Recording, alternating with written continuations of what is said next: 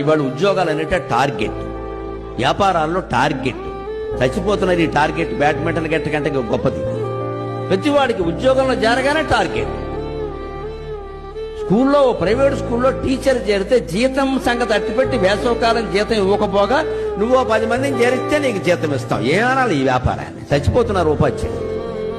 ఎంత దుర్మార్గం ఉండేది. మీరు పాఠాలు చెప్పించుకోండి, జీతం ఇవ్వండి. పిల్లల్ని చేరి చెప్పని వాళ్ళకేమిటండి? పైగా ఏ స్కూలు పోనీ ఏమీ ప్రచారం లేదు. కొత్తగా పెట్టామంటే వేరే విషయం. అబ్బే, మొత్తం రాష్ట్రం అంతా పేరున్న పాఠశాల. మరి మీ పిల్లలు మీ దగ్గరికి మీ బ్రాండ్ నేమ్ అంటారు ఏమన్నా అంటే ఒక్క మాస్టర్ బొమ్మ వేరు, ప్రిన్సిపాల్ బొమ్మ కూడా వేరు. ర్యాంకులు ఇచ్చిన పిల్లల బొమ్మలు వేస్తారు. ర్యాంకుల పిల్లల బొమ్మలేమో వాటర్ ట్యాంక్ మీద వేస్తారు. పిల్లలనేమో వాటర్ ట్యాంక్ దగ్గర నుంచోబెడతారు. మాస్టర్లే సెప్టిక్ ట్యాంక్ దగ్గర నుంచోబెడతారు.